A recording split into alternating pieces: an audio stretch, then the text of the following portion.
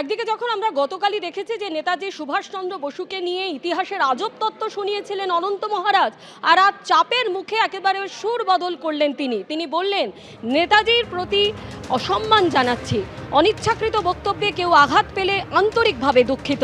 প্রবল নিন্দার মুখে একদিনেই সুর বদল নগেন্দ্র রায় ওরফে অনন্ত মহারাজের।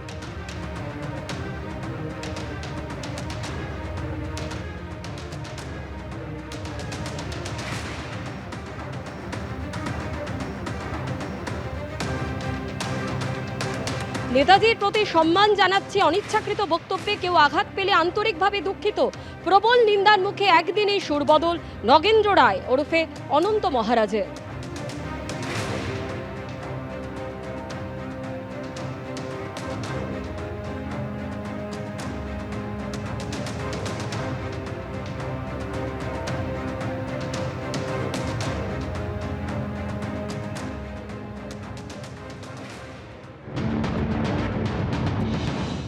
নেতাজির প্রতি সম্মান জানিয়ে বলছি, নেতাজি সম্পর্কে আমার অনিচ্ছাকৃত কিছু বক্তব্যের জন্য কেউ যদি মানসিকভাবে আঘাত পেয়ে থাকেন তার জন্য আমি আন্তরিকভাবে দুঃখিত। যার অভিযোগের ভিত্তিতে অনন্ত মহারাজের বিরুদ্ধে এফআইআর দায়ের হয়েছে, তিনি কি বলছেন শুনুন।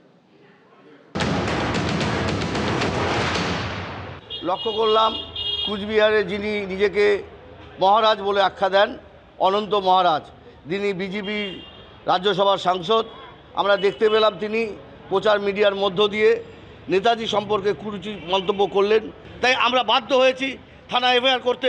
অবিলম্বে যে নিজেকে মহারাজ বলেন অনন্ত মহারাজ, তাকে অবিলম্বে গ্রেপ্তার করতে হবে, দৃষ্টান্তমূলক শাস্তি দিতে হবে এবং অবিলম্বে তার সাংসদ পদ বাতিল করতে হবে। আজকে এই অনন্ত মহারাজ আজকে উত্তর বাংলা জাতির নামে, ধর্মের নামে আজকে ভেদাভেদ তৈরি করে আজকে রাজনীতির স্বার্থ সিদ্ধি করার চেষ্টা করছেন। আমরা সাধুবাদ জানাই মুখ্যমন্ত্রীকে পশ্চিমবাংলার। তিনি বলেছেন যেই হোক না কেন নেতাজি সম্পর্কে যারা সব মন্তব্য করেছেন তাদেরকে আইন অনুযায়ী ব্যবস্থা নেওয়া হবে। অলরেডি গতকাল 3 জন অ্যারেস্ট হয়েছেন। তা আমরা আশা করব পুলিশ প্রশাসনের কাছে, মাননীয় মুখ্যমন্ত্রীর কাছে অবিলম্বে অনন্ত মহারাজকে অ্যারেস্ট করতে হবে, করে আওতায় এনে আইনের মধ্য থেকে যা শাস্তি দেওয়ার তাকে দিতে হবে এবং সাংসদ পদ অবিলম্বে তার বাতিল করতে হবে। গতকালই নেতাজি সুভাষচন্দ্র বসুকে নিয়ে আজব ইতিহাসের তত্ত্ব শুনিয়েছিলেন বিজেপি সাংসদ অনন্ত মহারাজ, আর গতকালই বিজেপি নেতা তথাগত রায় বলেছিলেন কঠোর পদক্ষেপ নেওয়া উচিত। এই মহারাজ যে কথাগুলো বলছে এগুলো তো শুধু আপত্তিজনক কথা নয়, চরম আপত্তিজনক কথা নয়, এগুলো মূর্খের মতন কথা। বঙ্গবিভূষণ কেড়ে নেওয়া হয়েছে, আরও কিছু কঠোর পদক্ষেপ নেওয়া উচিত। এত মূর্খ যে এভিডেন্স মানে কি তা পর্যন্ত জানে না। প্রথম যেটা করা উচিত হলো ওকে দল থেকে বার করে দেওয়া উচিত। এই অনন্ত মহারাজকে তো বিজেপির সদস্য করা হয়েছে, সেই সদস্যতা খারিজ করে দেওয়া উচিত। নেতাজি সুভাষচন্দ্র বসুকে নিয়ে অবমাননাকর মন্তব্য, আর এই নিয়ে গত 12ই আগস্ট যখন মুখ্যমন্ত্রী শুভেন্দু অধিকারীকে প্রশ্ন করা হয় তখন তিনি বলেন আইন সবার জন্য সমান। Any action against BJP Rajya Sabha MP Anant Maharaj, who has been making derogatory remarks against Netaji, and it's there in the public platforms? No, law is equal for everybody, everyone. Police will act according to the BNS. অনন্ত মহারাজের বিরুদ্ধে পুলিশের FIR. এর আগে আপনারা জানেন মুখ্যমন্ত্রী শুভেন্দু অধিকারীর কড়া বার্তা এবং তারপরেই কিন্তু অনন্ত মহারাজের বঙ্গবিভূষণ সম্মান ছিনিয়ে নেওয়া হয়। আর এবার পুলিশ এফআইআর দায়ের করলো। মুখ্যমন্ত্রীর কড়া বার্তার পরেই রাজ্য জুড়েও শুরু হয় ধরপাকড়। নগেন্দ্র রায় ওরফে অনন্ত মহারাজের 2 অনুগামীকে গ্রেপ্তার করা হয়েছে। নেতাজি সুভাষচন্দ্র বসু সম্পর্কে অবমাননাকর মন্তব্য এবং এই ঘটনায় 9টি এফআইআর দায়ের হয়েছে আর 5 জনকে গ্রেপ্তার করেছে পুলিশ। নজর রাখবো পরের খবরে। রামপুরহাটে বিপুল পরিমাণ বিস্ফোরক উদ্ধার, এক তৃণমূল কর্মীকে গ্রেপ্তার করেছে পুলিশ। রামপুরহাটের আয়েশ গ্রামের তৃণমূল কর্মীর বাড়িতে অভিযান চালায় পুলিশ।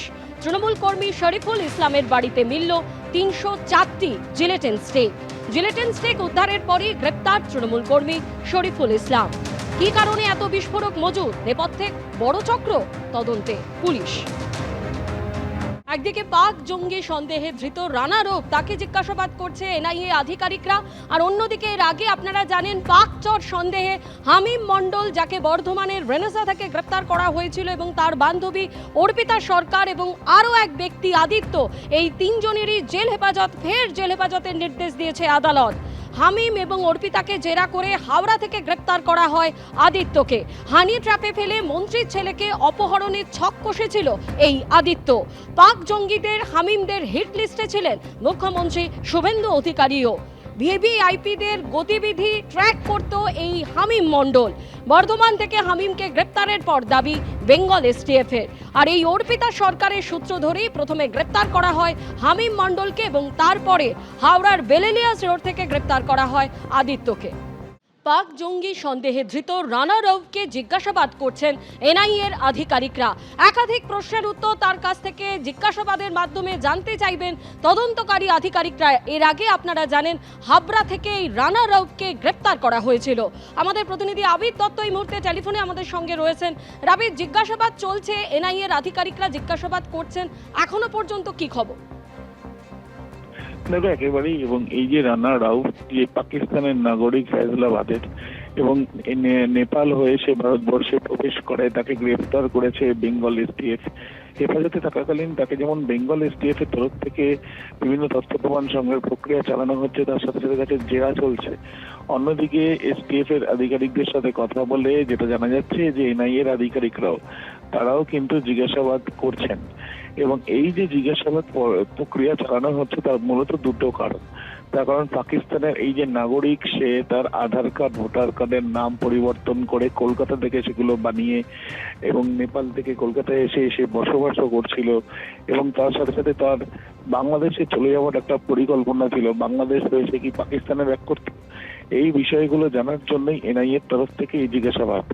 এনআইএর তরফ থেকে জিজ্ঞাসাবাদের আরো একটা কারণ আছে, তার কারণ প্রাথমিকভাবে বেঙ্গল এসটিএফ জিজ্ঞাসাবাদ এবং তথ্য প্রমাণ সংগ্রহ করে যেটা জানতে পেরেছে যে আইএসআই এর বেশ কয়েকজন অপারেটিভসের সঙ্গে এই রানা রাউফের যোগ রয়েছে।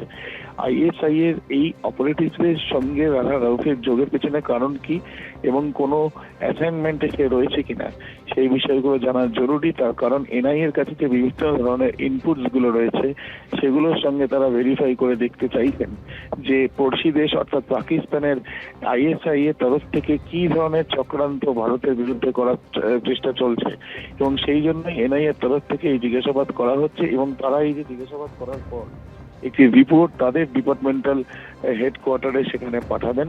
হেডকোয়ার্টারে পাঠানোর পরে পরবর্তীকালে যদি ইউএপিএ দ্বারা এই মামলাতে যুক্ত হয়, যেটা সম্ভাবনাই বেশি, সেই ক্ষেত্রে আদালতে কিন্তু আবেদন করে তারা এই মামলা নিয়েও নিতে পারেন, এমনটাই সূত্র মারফত জানা যাচ্ছে। ধন্যবাদ আবিদ। এবিপি আনন্দ, এগিয়ে থাকে, এগিয়ে রাখে।